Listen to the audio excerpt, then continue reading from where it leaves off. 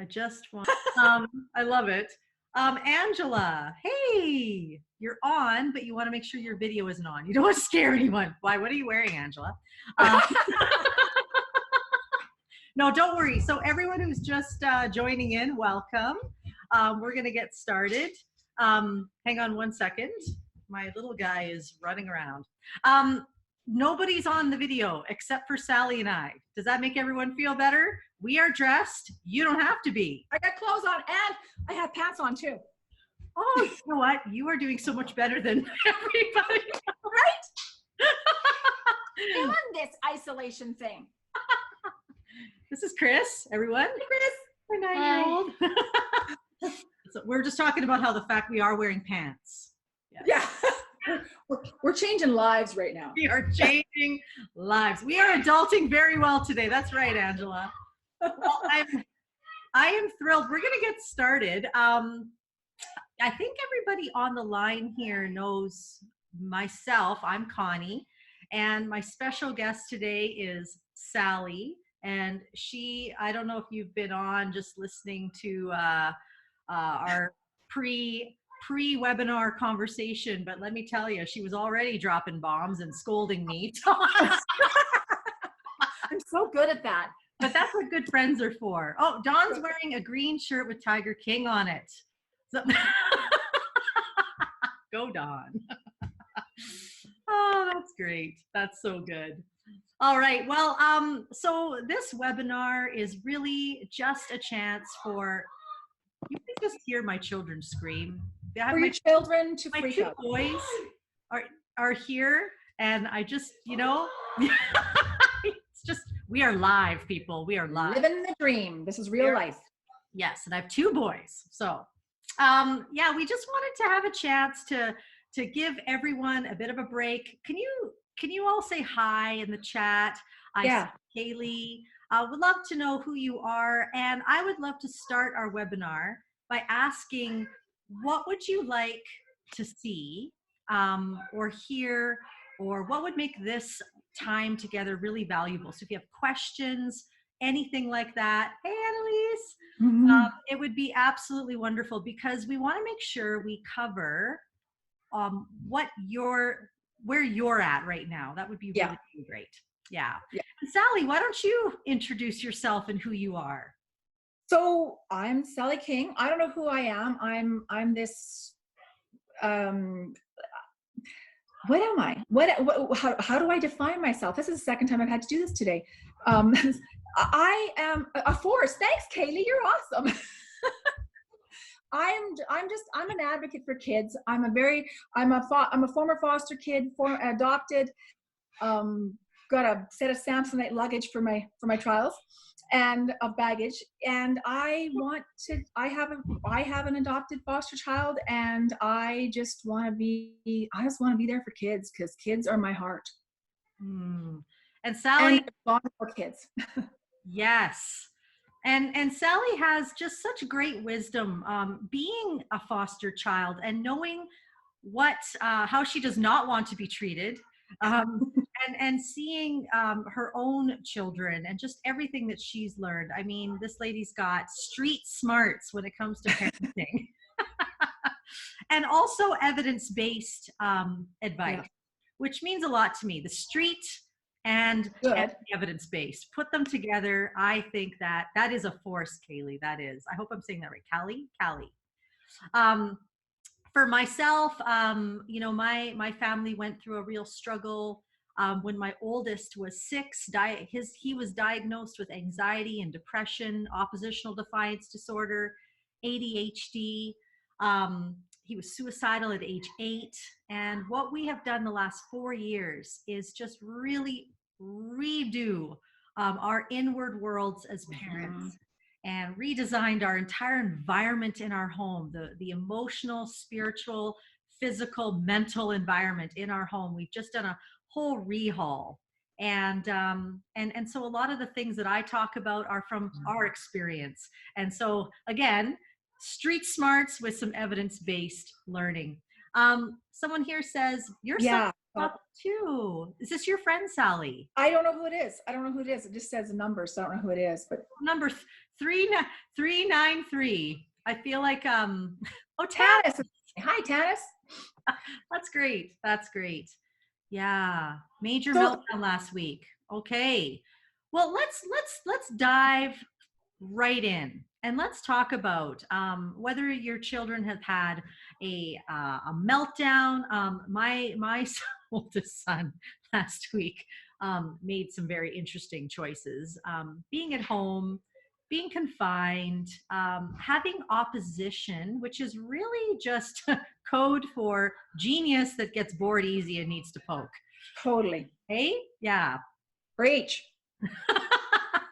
So last week, my little guy, I don't know how school works for everybody else, but my little guy, he gets school given to him every morning by his teacher, a video. And then every Friday, they do a live Zoom chat, kind of like this. Mm-hmm. And my oldest son figured out how to hack in to my little guy's school, to their live feed, and he gets on there and he starts making all kinds of snide remarks. Sally, you're laughing. Sorry. Kind of loving him a lot right now. It's really funny when it's not your own child. Kind of loving him a lot right now, just saying. I'm telling you, this kid is a genius. I was actually underneath quite impressed. Yeah. But some of the things he said on there was not okay, a little over the line. And actually the teachers got worried because they didn't know where this kid came from. And and they, right, they didn't, you might hear some swears from downstairs. I think my boys are fighting. What great timing. Hey, we are going to have teachable moments this hour, everyone. So yeah, so they were worried. They're like, who is this person? Is this like a 40-year-old man hacking? And they didn't. Right. So I actually handled that really, really well. I did laugh a little bit to myself, thinking, wow, that was really innovative of him. Smart. Yeah. But then I had to, of course, walk my son through just a little bit of what this looks like. So I want to share with you a couple of these steps that I did. Let's see if I can do this. I did it.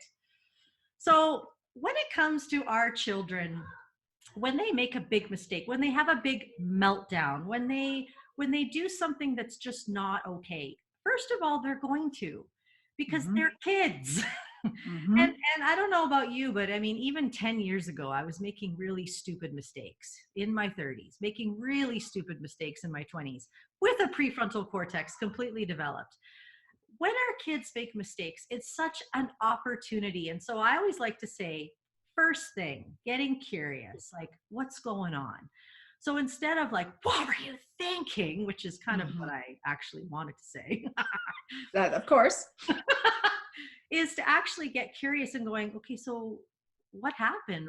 Why? What brought you to this place? And of course, you know, you narrow it down for my son, and it was just boredom. He's home, he's alone, he's got lots of time on his hands, and he's smart. So that's kind of what happened there. If your child's throwing a massive fit, what's really going on? Sally, I actually really want you to interject here, because you had told me a story about a time when your daughter had a bit of a meltdown in a public place, and someone watched how you handled her. Oh, yeah. Share that? Yeah. Okay. So we were at a spray park, and Serenity had some minor injury.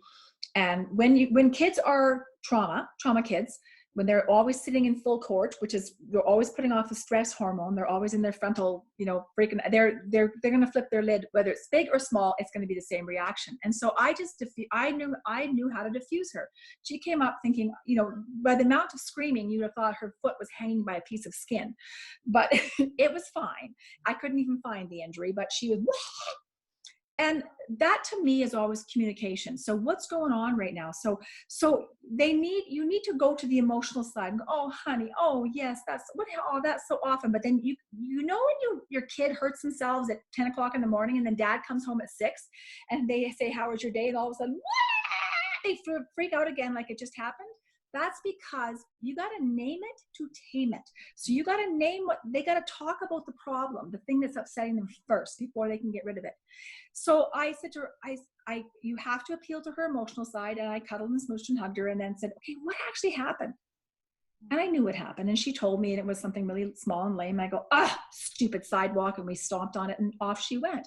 And this woman literally turned to me and said, who had 2 foster kids. I saw her when I walked in and assumed that her kids were not bios. And she goes, what just happened there? And so I told her. And so what our kids are doing, their behavior is always communication.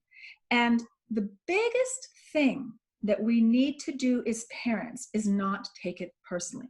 I'm going to promise you something. Your kid does not wake up in the morning and go, okay, today's the day, 10 o'clock. I'm going to have her losing her ever-loving junk by 10 o'clock. That's my goal. If she's not bawling in the corner by 10, I have failed. They don't do that. And especially kids who are in full court or who are trauma kids, even kids that aren't trauma kids. This situation right now is scary for kids. And they're not going to handle things the way and if you are a trauma kid, like that one woman, Tanis, said that her child is adopted.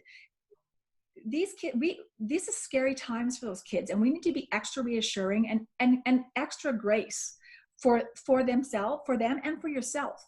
Right? Is that we're not going to handle every situation perfect, as we've talked about earlier, Connie, but we're going to do the best I can. But if you can take the attitude, this is not a personal affront on me. This is not a sign that I'm a bad parent. This is a child who is really feeling some big stuff and doesn't know how to voice it. So they're just gonna, I always say, we are kids that we need love, and we're gonna ask for it in all the wrong ways. We're gonna be the kids, because I'm that kid. I'm the FASD kid, trauma kid also. And I'm 55 years old and I've acted like a 3-year-old some days, like maybe 4 days ago. Do you know what I'm saying? Like, we all do it, right? But if you can recognize this is communication, okay, what is going on for me? Why am I being triggered right now? Or why is my child being triggered right now? What's going on and maybe it is just boredom. Maybe it's just complete scared. Adopted kids always have that, do I belong? How do I fit in the world? Is everything okay? I need to know that everything's okay. Is everything okay? And right now, you don't have to look for to realize that things kind of aren't okay right now. And they pretend like everything's fine until they stub their toe, and then it becomes this massive big thing. And so we need to give them grace, and we need to take a step back, and we need to go, okay, is math the most important thing right now? Is the homework the teacher sent the most important thing right now? No, it's not actually. Because I can tell you right now, in 10 years from now, it won't matter that they missed 3 months of school. It won't matter. What will matter is, where's their mental health? How did they do in this crisis? Who showed up for them in this crisis? Yeah, no, that's so good. And Sally, can you just explain to everyone, what is full court? Sorry, I got the lingo. Full court is mean because you've been through trauma, you are always putting off the stress hormone cortisol. Even when kids appear calm, a trauma kid will always be in what they call full court. So you're always going to be in that place of your brain, flight or fright. So you're fight or flight. I always screw that up. So they're always like looking. They're always looking for when's the next bomb going to drop. I can remember as a child not wanting to admit that I was actually happy, or to even think I'm happy, because I was waiting for the next bomb. And I was scared that if I just flew under the radar, the universe, God, whatever you want to call it, is going to strike me down if I'm happy. I got to stay this way. You're always looking for the next bomb, is basically the next landmine. Wow. And I feel like it's important to maybe mention here too, that if your child isn't adopted or you don't have a foster child, our children, when they throw fits, there might be something that feels traumatic for them in the moment, a big deal, something that is overwhelming them.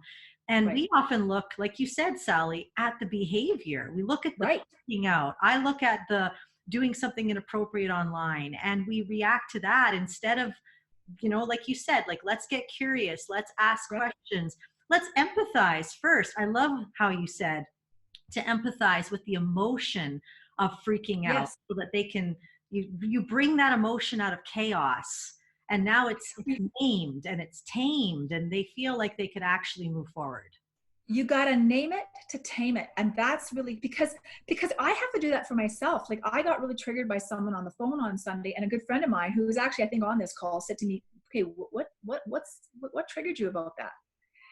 And it wasn't even what she said. And it was also how she said it. And I realized, and I mean, I didn't freak out or anything, but I was like really upset afterwards. And I thought, okay, what is that about? And we have to do that. We have to do that for ourselves. So and I'm a grown adult. I'm supposed to know better. So how are these kids processing this really big freaking deal right now? Like, this is a big deal, and this is scary. And they may say that, hoo-hoo, no school, no, I'm having fun, or they're not. They've lost their normal. They've lost their security. They've lost what they know to be normal. And that's a lot. It's huge. Sure is. And they're not going to handle it right. No, and they're not. You're right.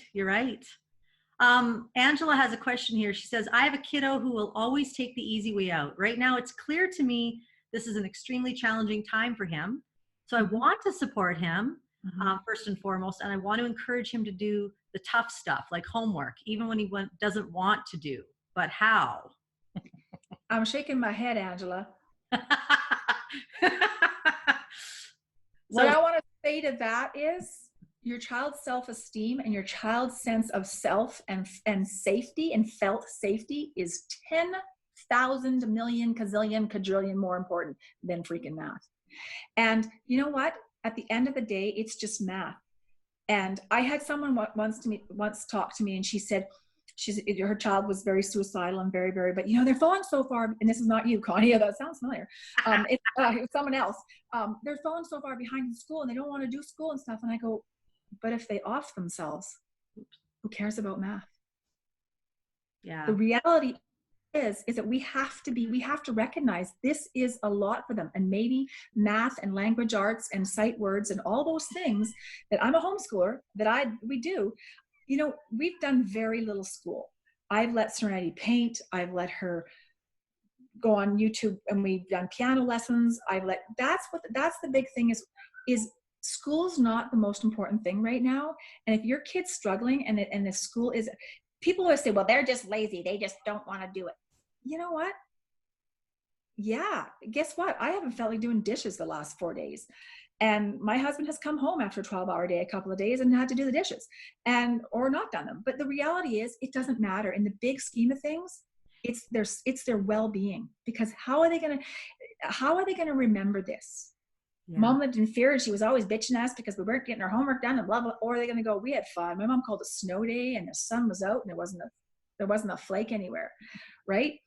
Yeah. My kids, we used to call snow days, because I homeschool. I've homeschooled. My kids are grown now. Two of my kids are grown. One is not. I'm starting over because I'm crazy. And we used to call snow days in like May. The boys go, yes, snow day. And then we go out and play in the yard in our shorts, right?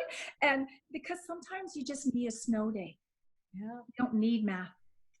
And for some of the parents listening, first of all, can everyone see this question and answer? I can't get it off the screen. So forgive me, I'm learning. Some parents might be going, no, wait a minute, like math is important. These things are important. I think, so when our children are in the back of their brain, right, full court, they're not learning. So for example, my oldest, like literally could not get out of bed for a couple of days. And I called his counselor and I said, something's wrong. And even him, like when I said, hey, like, are you just being kind of rebellious here? Or like, you literally cannot. Right. And he's really honest. Like when he's not, right, when he's not giving his best, he tells me, he's like, no, I just don't know what's wrong. Like, I just feel unmotivated on every area, even like to create a video game right now. And that's his love language, is right, video games. He doesn't even want to do that. And that tells me something else is going on. So right now, like in the present moment, we are really getting curious about what's underneath just this unmotivation. And we're figuring out ways to fill his cup right now. Ways to connect with him, strategies of, okay, like today I said to my husband, because it's not very nice outside, I said, we need to take our son out every day. We need to just go for a drive. And driving, I find with teenagers, because he's 13, is just It's a such a great. great way to chat because they're not looking at you in the eye.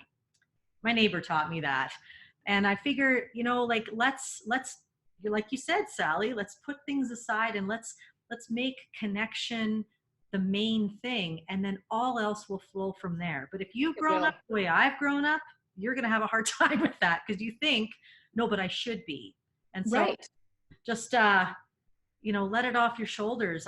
Angela, I feel for you here. Yeah. And supporting first, you're doing the right thing. You're doing the right thing. When I first, Come on. oh, go Sorry, go ahead. ahead, Sally. I was gonna say when I first started homeschooling, I remember going, oh, but I'm not equipped. I can't do this. Oh, this is too much. I can't. Oh, I don't. I'm gonna ruin their future. They're never gonna get. Okay, I'm gonna just here. I called snow days. I had a facilitator that said to me, I think my goal this year is gonna get you to calm down and just relax. I think that's gonna be my goal this year, is just to get you to calm down and just relax and just love your kids and not make it about school, because I think all that stuff flows and they will want to do it eventually. They just will. Listen, I got a 22-year-old and a 19-year-old, and they both graduated. They both got really good jobs sort of right now, normally. And they're doing their dream jobs, and they're 19 and 22. And so this is the thing, is that, so I'm here to tell you that, like, you don't have to read the stuff you don't want to read. You don't have to do the math right now. I'm not saying never do it. I'm saying stop. Just take a breath. Just realize, find out what's going on in their heart. Their brains are weary. This is a lot. We're being inundated with a lot of really negative stuff all the time right now. And it's a lot. It's a lot for moms. It's a lot for dads, but it's really a lot for our kids because they don't understand it. Yeah, it's true. We need to give them Well, grace. even playing board games, I bought a math game for my 9-year-old, and this morning we played Scrabble for language arts. Yeah. Sent a picture of what we did, and I sent it to his teacher because some of us are, feeling like, well, maybe I should be a little accountable. We'll just show them what you do. But it's nice. I love board games because it connects you with your kid. It's fun and they're learning. So Absolutely.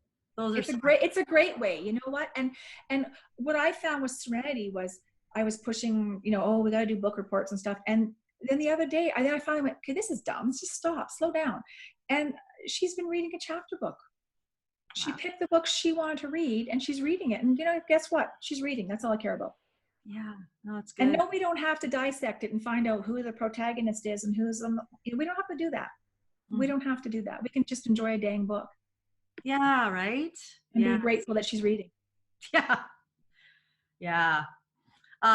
Want to move on to the second one here. If you can guess what the words say, I put the chat up because I just don't want to miss anything that anyone says. But empathy, and underneath that it says, who was affected? So if someone has made a mistake, like my son, it's what he did not just affected himself, it affected other people. So once you've done the hard work of actually naming the emotion to tame it, identifying with them, getting curious, they know they're not in trouble, they're not going to be punished. Now you can start to take some action on, well, let's just talk about, maybe how did that affect other people? You're just getting them to think about that, not saying you're not leaving this chair until you figure out, it's a very different heart, very different spirit that it comes across. But it's more just this idea of getting them to think a little bit further than themselves. And then, whoops, oh, I see, I'm not even on there. And then accountability. So one of the things I asked my son to do, and this isn't doing something that wasn't great, okay? So doesn't really apply to when they've had a meltdown. But accountability, so what do you think is the right thing to do now? Right. And I know with my son, he's like, well, maybe I should write an email of apology, and which was great because then the school knew, they knew, at least we know it's a 13-year-old kid and it was a brother, it wasn't some crazy guy, accountability, and then bring them close, bring them closer.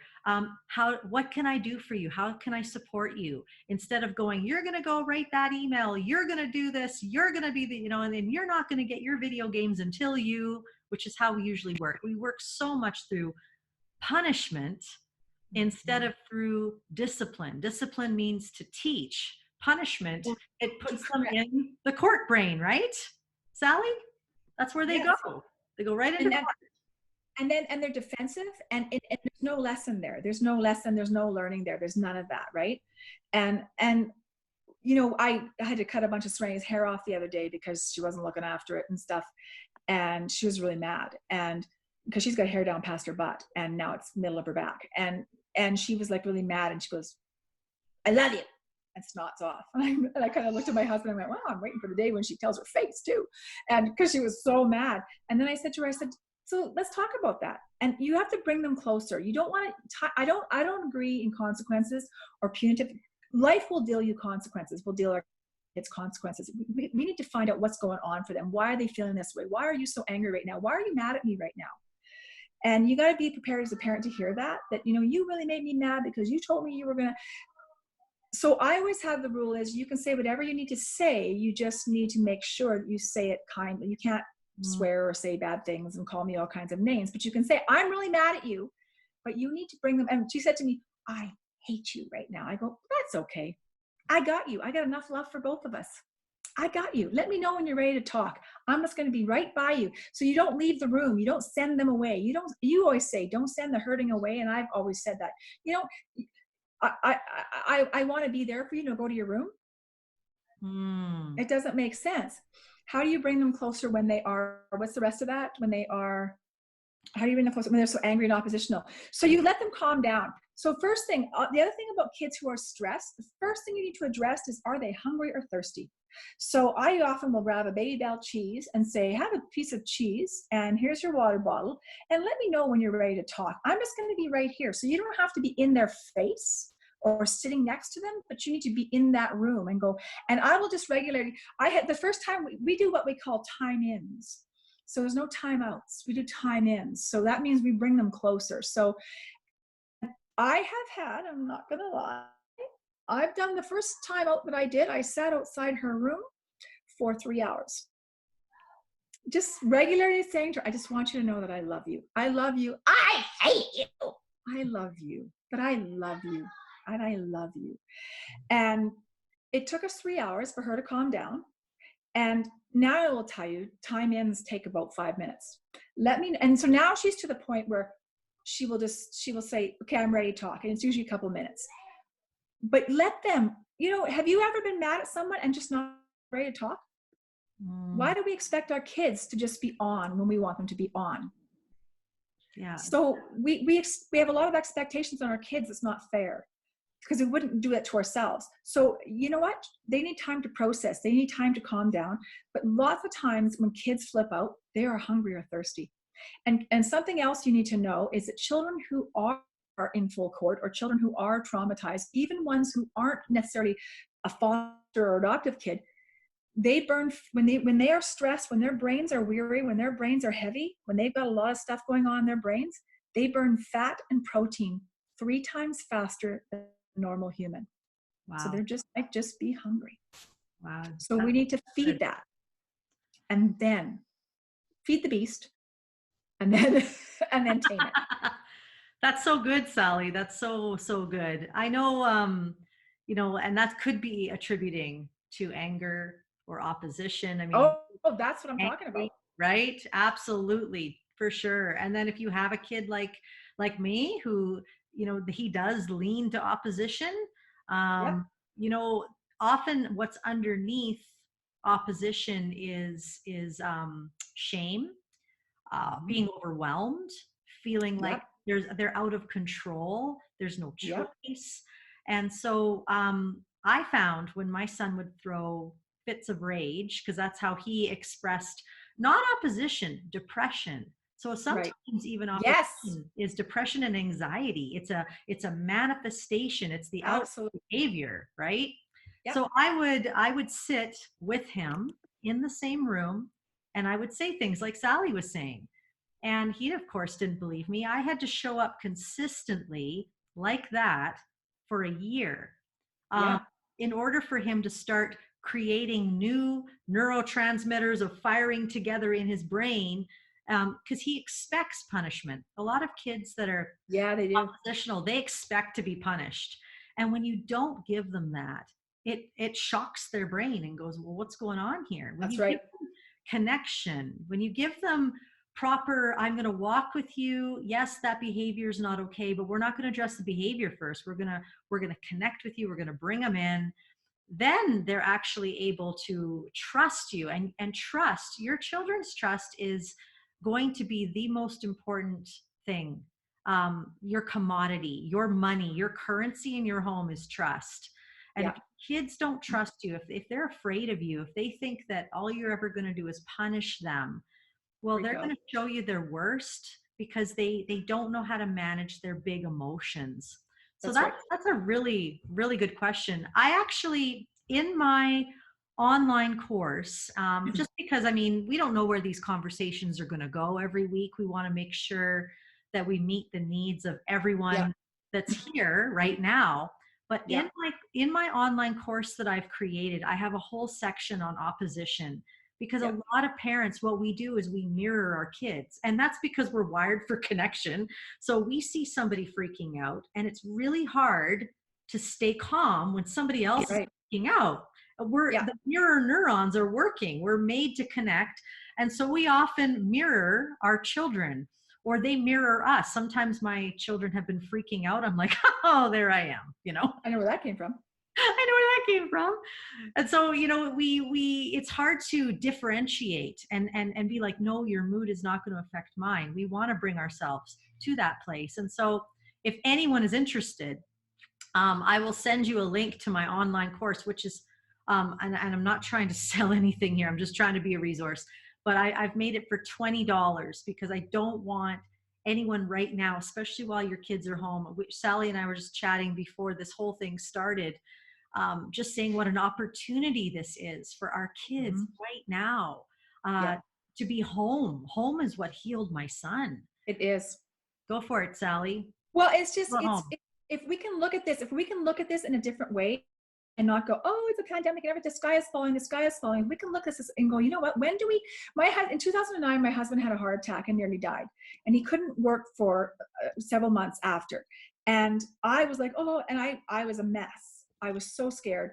And somebody said to me, why don't you do stuff that you've always wanted to do? So I went to the library and got like the nerdiest, boringest, scienciest, plain crap from the library possible. And he read them, all those books. When do we ever get that opportunity? That was such a gift. This is a gift that we've been given to our kids. It depends on how we look at it.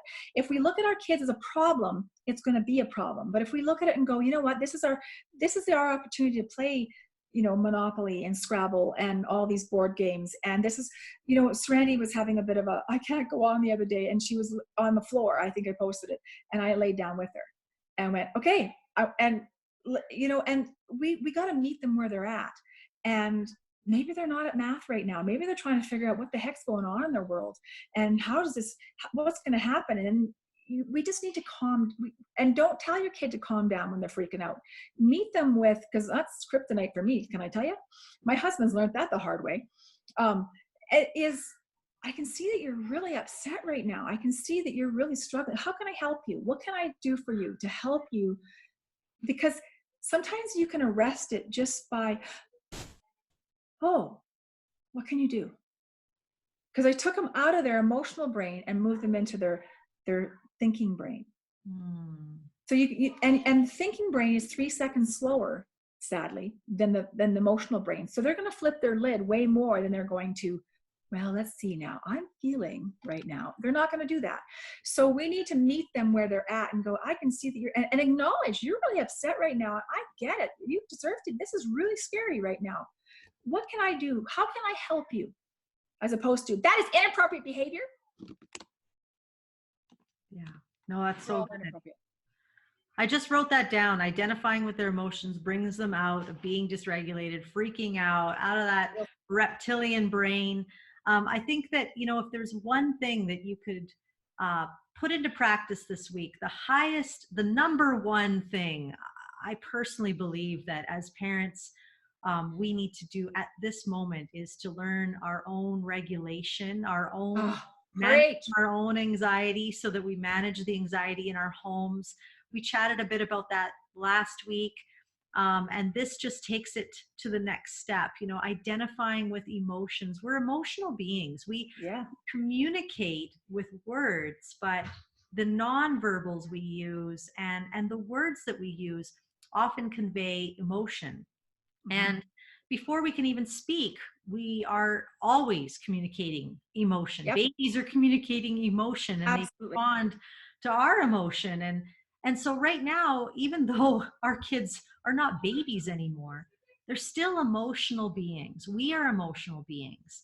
Yep. And when somebody seeks to understand us, when you It's feel huge. understood, think about what a difference that makes for you as a person compared to when somebody doesn't understand you, when you're Right. constantly being misunderstood, when your reaction of anger is being misunderstood for being a big nag instead of I just feel powerless right now. Right. If someone can see past your behavior and see, oh, are you feeling a little out of control, and then you're like, yeah. Yes. And then all of a sudden that emotion does not control you anymore because someone has sat with you Yep. in your dysregulation, which has now brought you to a place of peace, of regulation. We regulate one another. That's our role as relationship people in relationship, to do that for one another. Go for it, Sal. Exactly. And well, there's something else I was going to say is when your brain is on, when you're stressed and you're worried and this is a lot and you don't, and everything's out of control, do you feel like doing math? Do you Mm. feel like washing dishes? Do you feel like doing laundry? No. I was on another Zoom call earlier with Jesse Lipscomb, and they were talking about, well, I've got all these books I need to organize. I need this to do, but I've been on Netflix for 2 hours. And identifying that that's kind of where we're at right now. Our kids need to de-school for a bit. They need to calm down for a bit, and they need to know, is the world going to be okay? Are we going to be okay? Is my dad going to lose his job? Is my mom going to lose her job? Are we ever going back to school? Is our teacher going to get sick and die? Like, there's a lot of things, and we assume that because they're not saying those things that they know they're good. And when they've got all this stuff going swirling around in their brain, and you have a kid that's scared, and now you want them to sit down and do math. Mm. I think that very interesting point here. Sally, when it comes to creating a place where there's predictability. So Yes. there's crazy Can't stuff control it. going on. Can't control it. But guess what? Our homes, we can Yes. not control. We don't. Relationships aren't built very well from a foundation No, of no, control. But we can control our environment that's by right. creating predictability, by doing connecting activities with our kids that make them feel connected to us, Yeah. safe. And it's good for us too. I don't know one person that's not worried about money a little bit right now. And Yeah. if I connect with my kids and I play a game with them, or I sit down, we watch a movie, and I just put work aside, I honestly actually do better myself. Totally. And so I think Because right now it's important to create the routine of the day and allow disruption to the yep. routine and make connection the center of it all. And the other thing that I will say is that if your kid is just not doing well, they need to move. Mm. So we have lots of little small tools that we do. Like, this is called Magic Mustache, which basically it's a pressure point, and it actually calms you. But we always call it Magic Mustache. Oh, time or push the wall down. They need to exert energy, because so if you have we have a swing in our basement and a little trampoline in our basement, and I will send her to the basement. I'll go with her because she won't go down by herself, and she will swing but they need to move. So I'll go, okay, we're doing 10 jumping jacks, or if we're going to be doing, I'll often do homeschool, and I'll have answers where they're throwing stuff into baskets if they get the answer right. Like, if lots of times, if they're antsy and struggling, they really, really, really need to just move. And I find that, like, I'll just walk across to the mailbox and I feel better. So we need to remember that they are just little humans who are dealing with a really, really big, big, big crisis right now.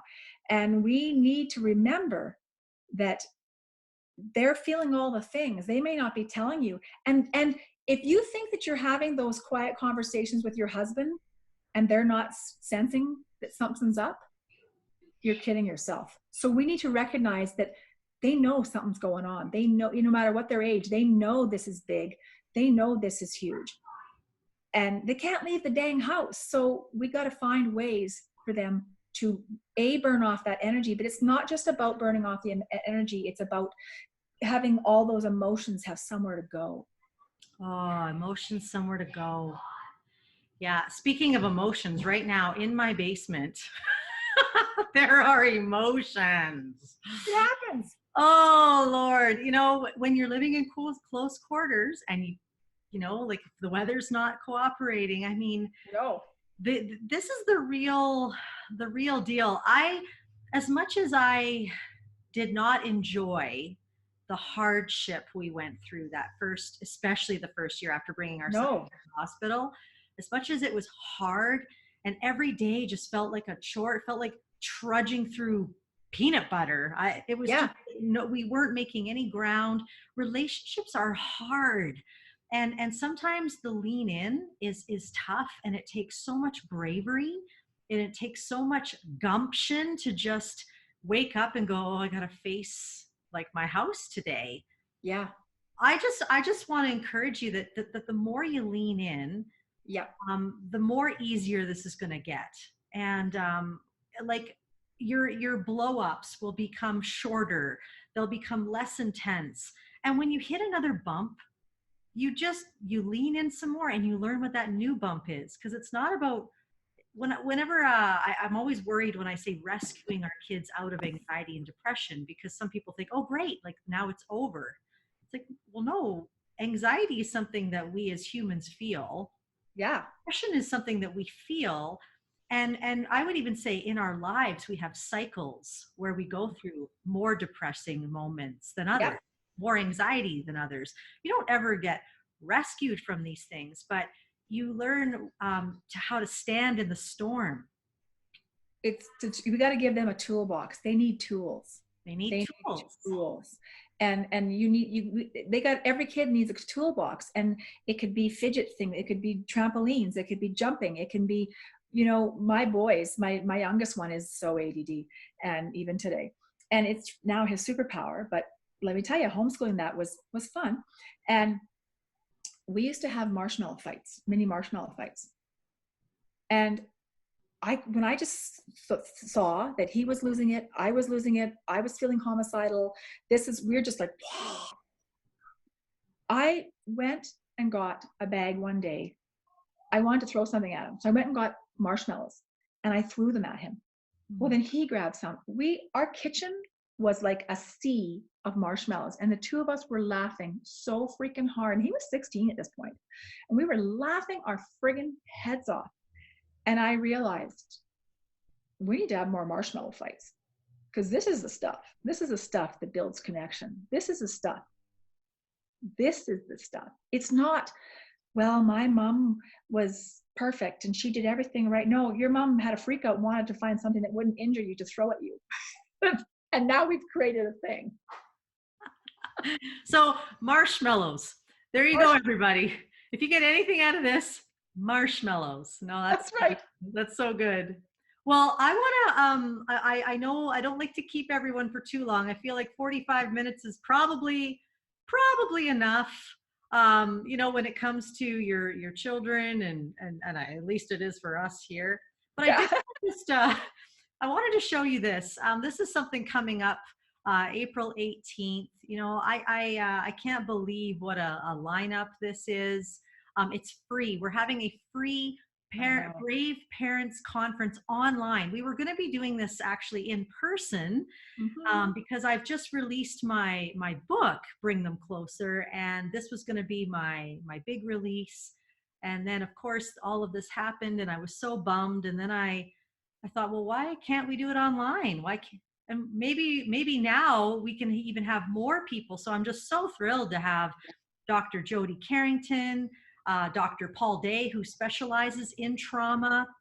You have Tammy Shuamoon. I can never say her last name. The Institute of Child Psychology, Dr. Wayne Hammond, who does a lot of resilience work. Sarah Austin from Can- Children's First Canada. It used to be the Sheldon Kennedy Center. She does a lot of the work around child safety. You've got Agnes Chen, who is a registered nurse, Elizabeth, who is a school principal, and of course, our Sally King.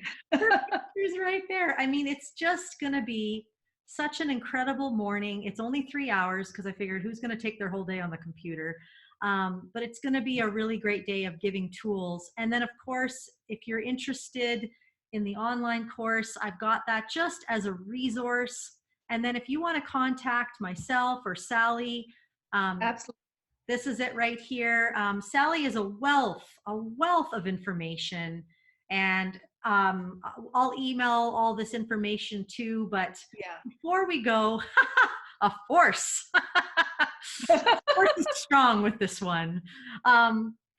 But Agnes is on here actually. I just saw her. Hey, Agnes. Agnes is going to join us next week as my special guest. But Sally, I just want to say thank you for everything you've shared this morning. Thank you that you just live everything that you're saying. Like, I really appreciate that. Well, thank you. I appreciate, it's nice to be heard once in a while, because when you're with your kids all day, they think you're stupid. So so now we can all just think, look at how smart we are. Yes. And hey, people who understand, absolutely. And what I love is that myself and anyone else I ever bring on here, no one is a perfect parent. I will never be a perfect person on here, but I will bring people on like Sally who have some great knowledge, but also just keeps it really real. So thank you so much, everyone. Thank you. We'll see you next week. We do it again every week. Have a good day, everyone. All right. Thanks so much, Connie. Bye, everybody. Bye.